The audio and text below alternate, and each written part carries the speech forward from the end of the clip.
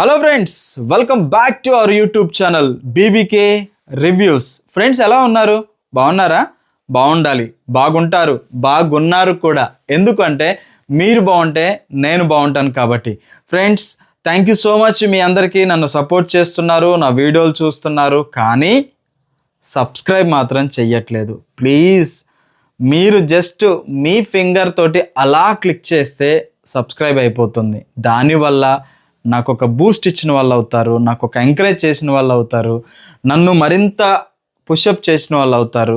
So నా గెలుపుకి కారణం మీరు అవుతారు కాబట్టి మిమ్మల్ని అడుగుతున్నాను, please subscribe our channel BBK reviews. Friends, ఇంకా లేట్ చేయకోకుండా మనం రివ్యూలోకి వెళ్ళిపోదాం. రివ్యూ ఏంటంటే, నిన్న డే 11 సంబంధించి నిన్న ఆల్మోస్ట్ మార్నింగ్ నుంచి మొదలు పెడితే దాదాపుగా నైట్ 12-1 గంట వరకు లైవ్ చూస్తూనే ఉన్నాను. బట్ నాకు ఎక్కడా కూడా ఒక ఇంపార్టెంట్ టాపిక్ అనేది కనిపించలేదు. బట్ కొన్ని స్వీట్ మెమొరీస్కి సంబంధించినటువంటి కొన్ని నేను క్యాప్చర్ చేసి రాసుకొని పెట్టుకొని ఉన్నాను. అవి మీకు చెప్తామని. మేబీ అవి ఈరోజు టెలికాస్ట్ అవ్వచ్చు ఈవినింగు. దానికంటే ముందే మన రివ్యూ చూసేస్తే మీకు ఒక క్లారిటీ వచ్చేస్తుంది. సో మీరు ఇన్ కేస్ బిజీలో ఉండి టైం వేస్ట్ చేసుకోకుండా కూడా ఆరామ్సే పడుకోవచ్చు, ఎందుకంటే నేను చెప్తున్నాను కాబట్టి వినేసి. ఎస్, డే 11కి ఇంకా వెళ్ళిపోదాం. మార్నింగ్ సుమన్ శెట్టి గారు క్లీనింగ్ సెక్షన్ తీసుకున్నాడు. క్లీనింగ్ సెక్షన్ తీసుకొని రూమ్ అంతా క్లీన్ చేస్తూ ఉన్నాడు. క్లీన్ చేస్తూ ఉంటే ఆల్రెడీ ప్రీవియస్లో సంజన కెప్టెన్ గారికి అలానే సుమన్ శెట్టి గారికి అయింది గొడవ, మీరు ఆల్రెడీ చూశారు కాబట్టి.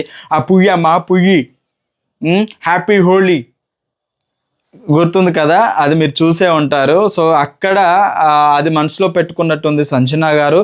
దానివల్ల ఏంటంటే సుమన్ క్లీన్ చేస్తూ ఉంటుంటే, నువ్వు క్లీన్ చేయొద్దు, యాజ్ ఏ కెప్టెన్గా చెప్తున్నాను, నువ్వు కుకింగ్లో కూడా హెల్ప్ చేయొద్దు, అలానే క్లీన్ చేయొద్దు, నువ్వు వెళ్ళి బయట రెస్ట్ తీసుకో, కూర్చో అని అన్నది. బట్ ఆయన ఎలిమినేషన్ రౌండ్లో ఉన్నాడు కాబట్టి, బిగ్ బాంబ్ అనేది తన మీద ఉంది కాబట్టి తను చెయ్యాలి కంపల్సరీగా. ఆగు అంటే కుదరదు, ఏదో ఒక పని చేస్తేనే ఆడియన్స్లో పడతాడు, ఓటింగ్ పడటానికి అవకాశం ఉంటుంది. కాబట్టి లేదు నేను క్లీనింగ్ చేస్తాను అని అన్నాడు.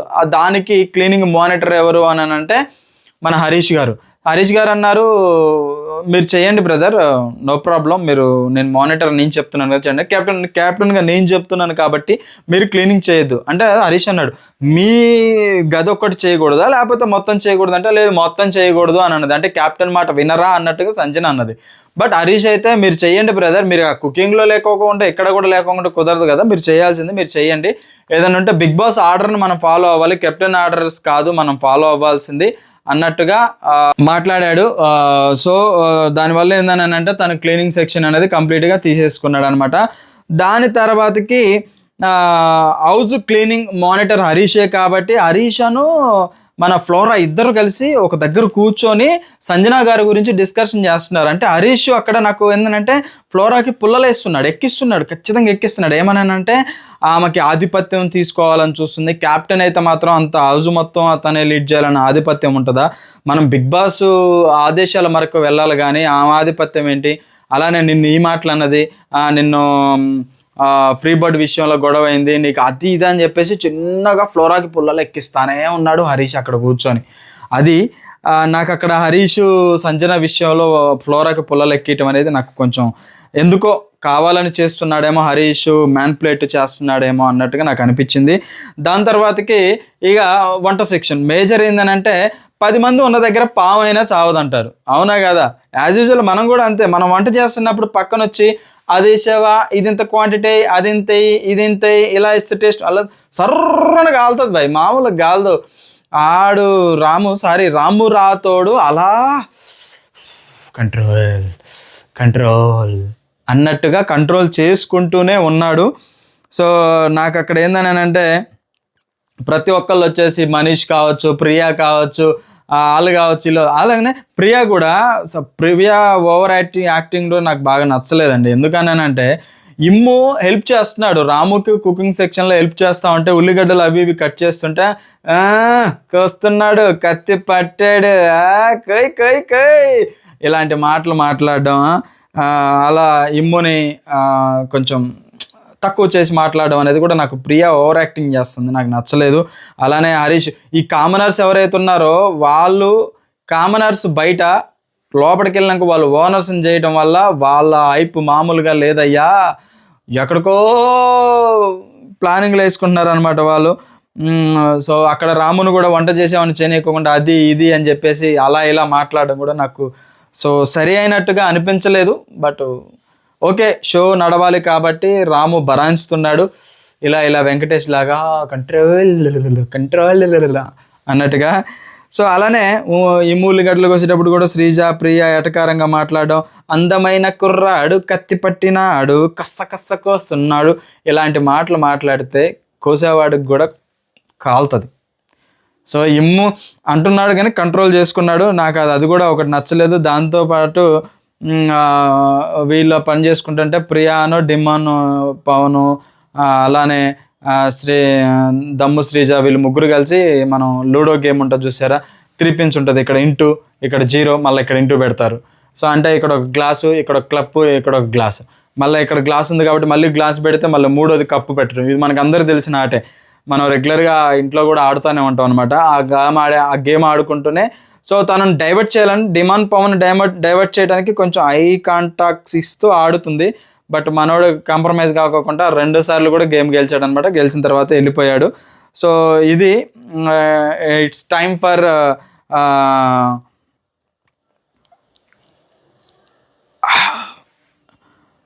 పులిహోర. ఇట్స్ టైమ్ ఫర్ పులిహోర కలుపుతున్నది అన్నట్టు అనిపించింది అనమాట. ఇక దాని తర్వాతకి నాయన మామూలు పులిహోరలు కాదు, ఇప్పుడు పెద్ద పులిహోరల గురించి మాట్లాడుకోవాలి. ఏం పులిహోరలు అంటే డిమాండ్ పవన్, అలానే పవన్ కళ్యాణ్, రీతు, అలానే తనుజ, వీళ్ళ నలుగురు మధ్య నడుస్తున్న కాంట్రవర్సీలు ఉందయ్యా. రీతు అయితే మరీ పెద్ద మన డీజే టిల్లులో మన ఉంటుంది కదా, గట్లనే రీతు అనమాట. మామూలు రీతు అక్క అసలుకి మామూలుగా కాదు. అక్కడేమో ఆమె, ఇక్కడేమో ఏమా, ఓ రేంజ్లో వాళ్ళిద్దరిని ఫ్లెక్ట్ చేయటం, ఆ బిత్తిరిగాళ్ళు రాసుకొని పూసుకొని తిరగటమే సరిపోతుంది. డిమాండ్ పవన్ అయితే ఆమెకు నచ్చినట్టు డ్రెస్సింగ్లు వేయటం, ఆమెకు పక్కనే ఉండటం, మీద చేతులు వేయటం, అబ్బో వాళ్ళు అలా అరాచకం మామూలుగా లేదయ్యా. సో బిగ్ బాస్ హౌస్కి పోయి కప్పు కొట్టుకొని రా అంటే వీడు కుంపట్లో ముంచుకొని వచ్చేటట్టు ఉన్నారు వీళ్ళిద్దరు, నాకు అట్లనే అనిపించింది. దాని తర్వాతకి ఎక్కడికో మిడ్ నైట్ ఇంకా కంప్లీట్గా ల్యాగ్. ఆ లైవ్ చూడాలంటే ఎంత తలనొప్పి అంటే అంత తలనొప్పి. బట్ మీకోసం 24 hours లైవ్ చూసి అందులో మెయిన్ పాయింట్లు ఈరోజు ఏం టెలికాస్ట్ అవుతాయో అని నేనే థింక్ చేసుకొని ఆ వీడియోలు మీకోసం ముందుగానే రివ్యూ ఇస్తున్నానండి. నెక్స్ట్ టాస్క్ అయితే స్టార్ట్ అయింది ఎప్పటికో మిడ్ నైట్ 10, 9:30 ఆ టైంలో నిన్న నైట్ టాస్క్ ఇచ్చారు. అదేందని అంటే మన ఇంట్లో ఎడ్ల బండి ఉంటుంది కదా, ఎడ్ల బండి చక్రం ఉంటుంది కదా, ఆ చక్రానికి తీసుకొచ్చి మధ్యలో పెట్టి దాన్ని ఎవరైతే లేపుతారో ఆ లేపిన మిగతా వాళ్ళని డైవర్ట్ చేయాలి. అంటే అదనొచ్చు ఇదనొచ్చు, పట్టుకోవచ్చు, లాగొచ్చు, నెట్టేయచ్చు. ఎవరికి ఫైనల్గా ఎవరి టీం అయితే ఉంటుందో 2 టీములకు డివైడ్ చేశారు. అందులో ఏంటంటే కొంతమందికి 2 టీములకు కూడా అటు పడుకోవడానికి వీల్లేదు. ఇంకా నైట్ అంతా బిగ్ బాస్ టైమర్ పెట్టాడు, ఆ టైమర్ అయిపోయేంత వరకు పండటానికి వీల్లేదు. సో ఆ పండటానికి వీల్లేదు అని చెప్పేసి పెట్టగానే ఆ టైమర్ని చూసి ఒక్కొక్కళ్ళు ఎత్తుగడలు మామూలుగా లేవయ్యా, ఓ రేంజ్లో ఉన్నాయి వాళ్ళ ఎత్తుగడలు అయితే దారుణం అనమాట. మినిమం కామర్సే. ఈ టెండర్స్ ఎవరైతే ఉన్నారో అంటే సెలబ్రిటీస్ ఎవరైతే ఉన్నారో వాళ్ళు కూల్గానే ఉన్నారు. వీళ్ళైతే ఆ రూమ్లో ఉన్న థమ్సప్లు దాచిపెట్టడం, ఫ్రూట్స్ దాచిపెట్టడం, బెడ్ల కింద, మ్యాట్ల కింద, సెల్ఫ్లలో బ్యాక్ సైడ్, పైన, కింద, అబ్బో వీళ్ళ ఎత్తుగడలు మామూలు. అంటే ఏమన్నా హైడ్ అండ్ సిక్ గేమ్ ఏమన్నా ఆడతాడేమో బిగ్ బాస్, అప్పటికి చెప్పలేదు హైడ్ అండ్ సిక్ గేమ్ ఆడతాడేమో అని చెప్పేసి వీళ్ళ ఎత్తుగడలు మామూలుగా లేవు అనమాట. వీళ్ళకి వెళ్ళి ఓవర్ కాన్ఫిడెంట్, ఓవర్ థింకింగ్, ఇక మనిషి ఏం చెప్తే వీళ్ళు అది బిత్తిరో లెక్క చేస్తున్నారు అనమాట. అట్లా ఉంది పరిస్థితి. దాని తర్వాత పవన్ వచ్చి రీతు బాటిల్స్ కూడా అన్ని దాచిపెట్టారు, వాటర్ అవుతాయేమని చెప్పేసి. పవన్ డిమాండ్ పవన్ వచ్చేసి రీతు బాటిల్ ఒక్కటి ఇవ్వంటారా ప్లీజ్ అని అంటే, శ్రీజ నువ్వెందుకు ఆమెకు తెగ సపోర్ట్ చేస్తున్నావు, రాసుకొని పూసుకొని తిరుగుతున్నావు, మనం ఒక టీము వాళ్ళొక టీము, నీకు ఆ మాత్రం తెలియదా అనేసి సీరియస్ అయిపోయింది. సో మనోడేమో లవ్ ట్రాక్ నడుపుతున్నాడే అన్నట్టు నాకు అనిపించింది అనమాట డివాన్ పవన్ రీతు మీద. సో దాని తర్వాతకి ఇక టాస్క్ స్టార్ట్ అయిన తర్వాతకి ఎవరి రూమ్లో వాళ్ళకి వెళ్ళిపోయిన తర్వాతకి అక్కడ రీతు అలానే సంజన అలానే ఇమ్ము అలానే రాము రాథోడ్ అలానే ఫ్లోరా వీళ్ళందరూ ఒక రూమ్లో ఉన్నారు. వాళ్ళు కామనర్స్ ఒక రూమ్లో, సెలబ్రిటీస్ ఒక రూమ్లో ఉన్నారనమాట.